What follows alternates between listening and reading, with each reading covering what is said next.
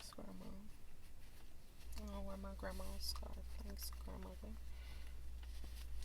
Appreciate it. Okay, so you never did nothing for me. I just find it absolutely ridiculous how I always outdo myself. Like, I am that bitch. I am amazing. Do not underestimate me. Hey YouTube, today I am sitting in my car wearing my grandma's scarf. Thank you, Grandma. I cannot say that you've never done anything for me because it's evident. Thank you. Anyhow, today I want to talk about a couple of different things.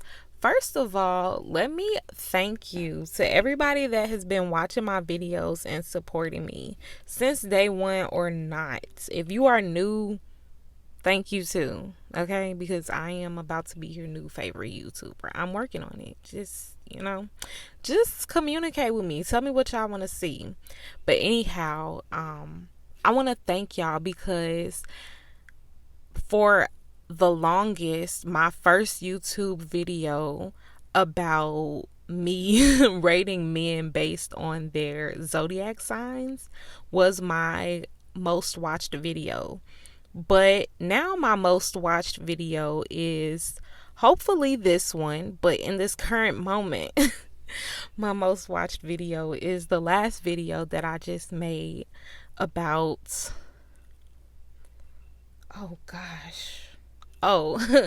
about some of the mistakes that I've made in life. So go ahead and watch that if you haven't. Anyhow, today I want to talk about a new reason that I think that it's important to keep things private.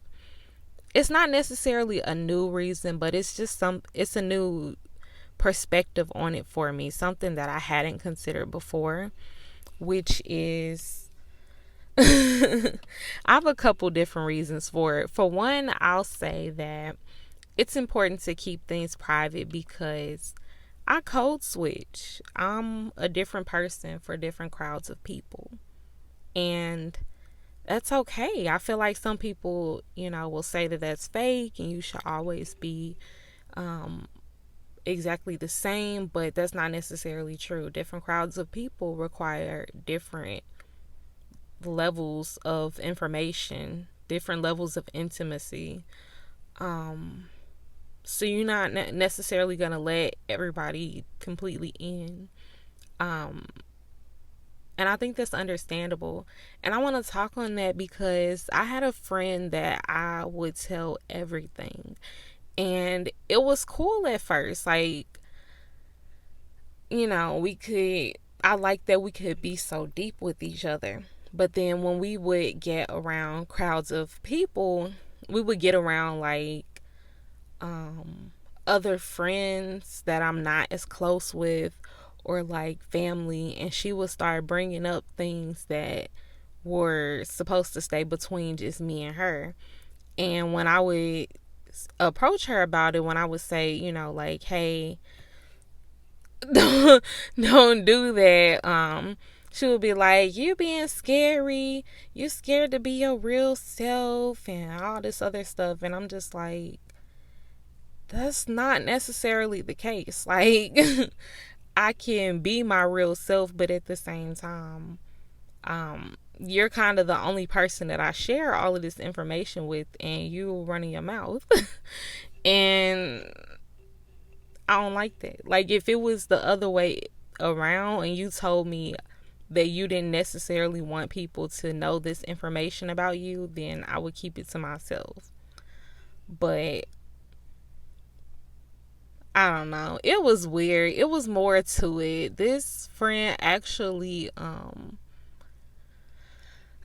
brought up a piece of information that I didn't think that this friend even cared about, like, much later. Not much later, but yeah, later in our friendship, I brought up a piece of information to someone else that was mutual to us, someone else that we both knew. and she told me that she didn't like that, which I didn't think that the information was deep enough for her to care about, but I didn't discredit that, that made her feel some type of way. But I don't know, I was also wondering, like, is she saying that because, like, some of the things she was saying was like my words. So I was like, is she saying it because, like, that's how I would react? I don't know. And then it's kind of weird too, because here I go with the astrology stuff. But I can't help it. Like, I do think the moon and the stars and all that good stuff could play a role, like, on us. Not completely control us, but play a small role. But I don't know. I'm thinking it's like, cause I'm a Scorpio rising, so I'm thinking that it's the Scorpio rising in me that likes to. That's weird. Like, Scorpios have this weird thing where, like, they'll tell you some deep information, and then they'll be secretive about something silly.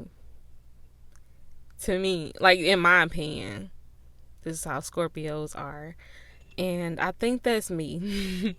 I think I do that pretty often. But yeah, I don't know. Probably don't matter at all.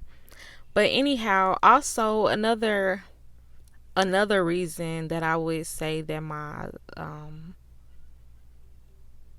zodiac plays a role is that I'm a moon in Gemini, and we are very mutable. They're known as a mutable sign.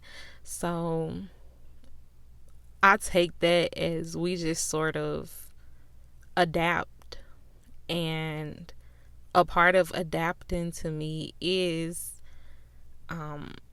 being perceived in a particular way.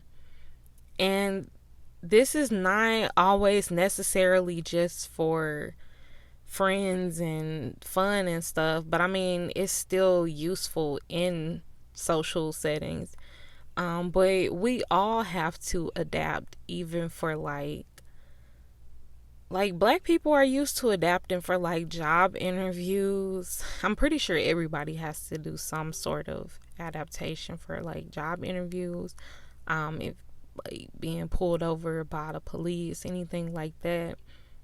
Um, yeah, so we have times. We have times when this is necessary. Um, so yeah. Um, I also feel like the affairs of my I feel like the details and the affairs in my life are nobody else's business. I feel like it's not much else to say beyond that, but it's nobody else's business. But I feel like there are times when people try to press you for more information, and they'll try to make you feel obligated. Like, if you ask somebody for something, like if you ask somebody for a favor, they'll start pressing you for more information about, you know, just more information. And it's sometimes it won't be necessary to helping you per se, but more so just to know more.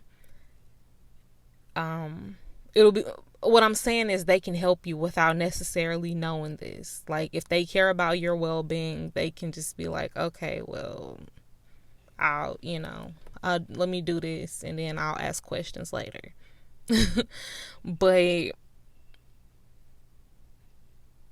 people will be in a position of power in that moment and try to press you, and you're allowed to say no. You're allowed to say, like, this is the information that I'm willing to offer. And they're allowed to say, well, that's not enough information for me as well. Both of those things are true at once. But I think people have a hard time with accepting that two things can be true at once. They feel like one or the other has to be wrong. So I'm here to tell you, if privacy is more important in a matter than necessarily being assisted, and screw it. Don't tell people your information. It don't matter. It don't matter. You hear or what? What we gonna do? The other reason I would say privacy is important is because I don't need the unnecessary weight of other people's opinions on my life. I'm already pushing past my own fear, doubt, guilt, whatever. I'm already pushing past all of that. And when I go telling somebody else information about me, what I'm about to do next, or what's recently been happening in my life, and they say something judgy, instead of just congratulating you or just offering a listening ear, they say something judgy, then you now have to fight past this person's fear, doubt, guilt, life experiences, comparison to other people, comparison to their older selves, comparison to their morals and values. Like, you also have to stand trial with them, and that's just unnecessary. I'm gonna pass. What I'm referring to is specifically unsolicited advice. If I ask you for advice, then don't hold back. Tell me 100% what you think. Don't even worry about my feelings, for real. Well, it would be nice if you did, but I would understand if you didn't consider them until after you said whatever, because that's how I am sometimes. I try not to be that person, but sometimes I am. I legit had some friends tell me, like call me up and tell me, give me harsh advice. This is me ad-libbing, but this is pretty much what they told me, was give me harsh advice like you always do. And I'm like, I do that? Like, damn, I didn't even mean to be so forward. I meant to soften the blows. I don't that sound bad. I meant to, I don't know. But my intentions, a lot of the time I'll have good intentions, but sometimes I say things pretty harsh. But not on purpose. It's more so absent-mindedly. And then after I've said it, then I start thinking about what I said. I wish I did a better job of filtering what comes out of my mouth. That's something that I've been working on since 96. If I've already sat with whatever it is that I'm thinking about and I made a decision on it, then I usually try not to bring it up to other people, or at least not other people that I know will try to change my mind or make me think differently. To wrap things up, I would say don't be a fool.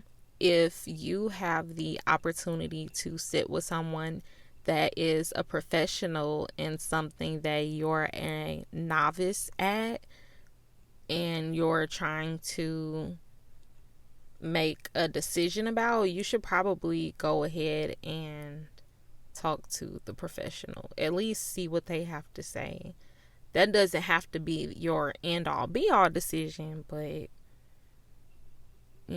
just see what they got to say. Sometimes it is better to speak on things. I feel like in the past I was in a relationship with someone that was sort of manipulative, and if I had spoken with other people about it, then I might have seen the signs, the flags, the patterns earlier. But I was pretty young.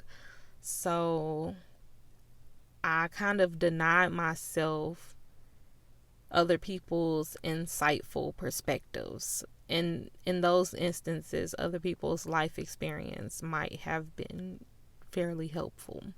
If you can't hold yourself to keeping your secret, then you can't hold anyone else to keeping it. So, yeah, there's that. And lastly, the decision is ultimately up to you in the end because, like I said, a lot of the time it is better to be private, but some of the time it's better to share because other people's perspectives might be insightful. So, it's your life. Make those decisions. You're going to have to live with the consequences of whatever you decide to do or don't do. The other thing that I want to talk about, I haven't scripted anything for this. This is a very impromptu conversation, but I want to talk about single motherhood. I feel like single mothers take so much shit from the rest of the world. Like, we take so much because people are so caught up on the fact that you made an irresponsible decision at some point. But nobody is talking, nobody is, not nobody.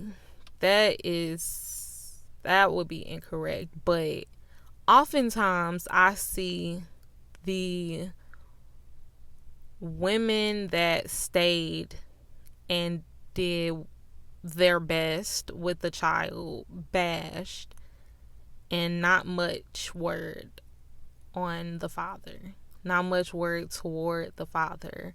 And I don't understand that. I don't understand why women take such a backlash and such a beating. If you are a woman whose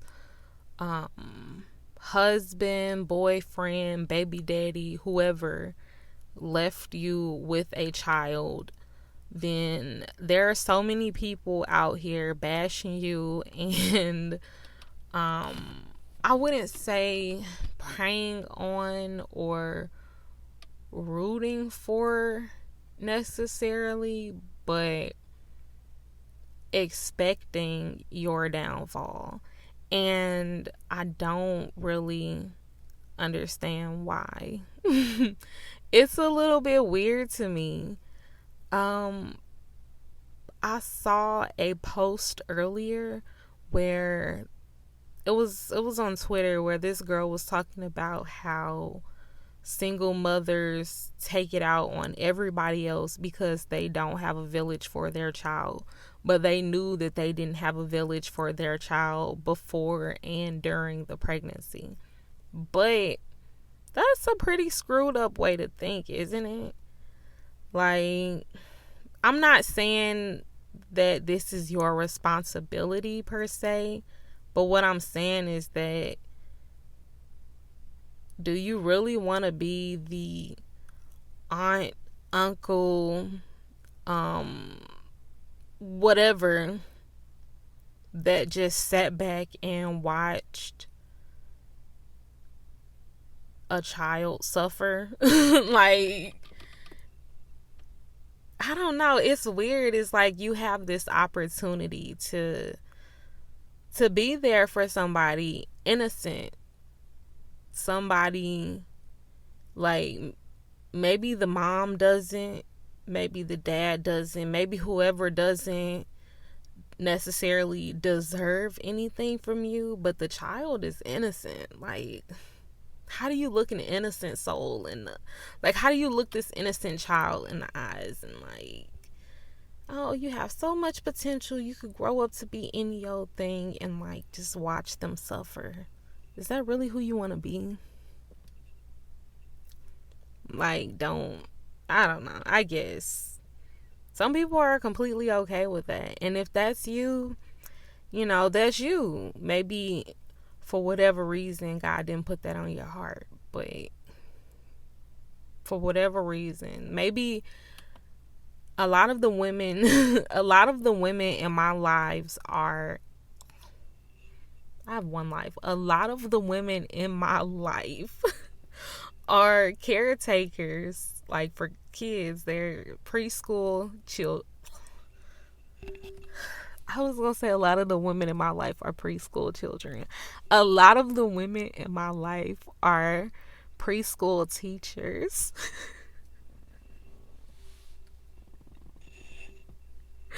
A lot of the women in my life are preschool teachers. So I guess maybe I feel differently about kids. I'm not sure. Um,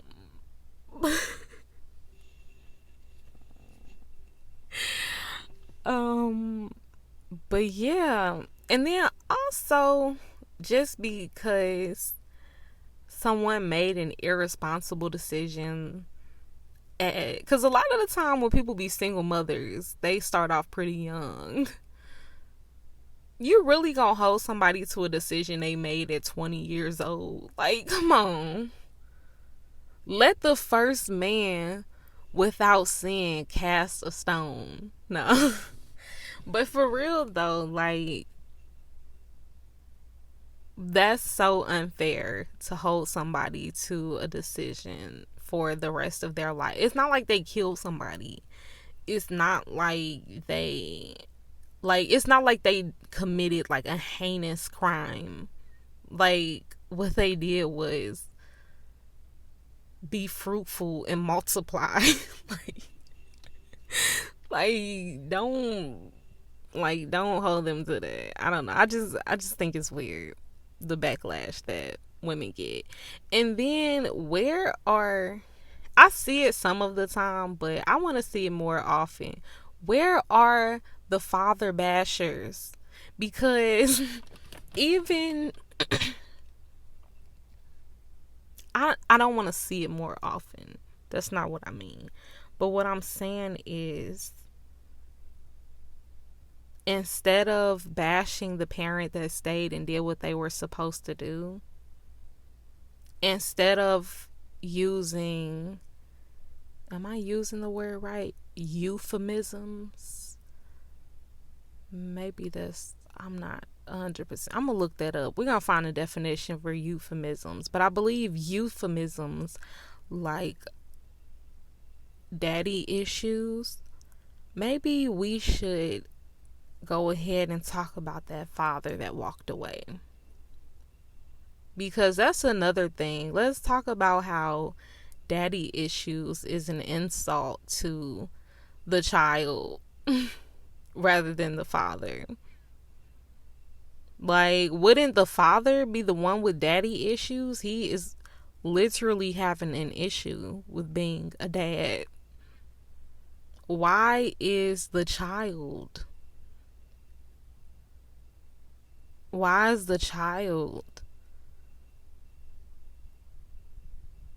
bashed? It's bashed. Nobody ever says anybody has daddy issues in a good way. So yeah, I don't know. Just something to think about. Something to think about. I'm gonna end this on that. If you like this video, I feel like you got something to say. You know what I'm saying? What do you have to say? No, because talk to the Paw Patrol ladder with the microphone attached. What do you have to say about this? I got too deep for today for y'all to not say anything. So I'm going to need to see a comment, okay?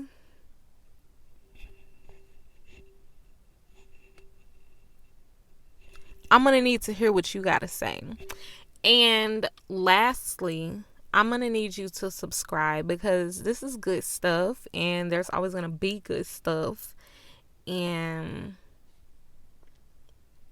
that's just what it is. So you need to go ahead and subscribe, please.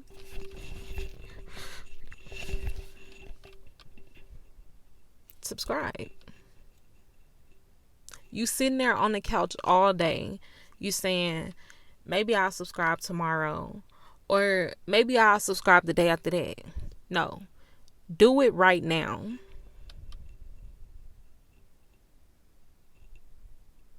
Right after you drop your comment.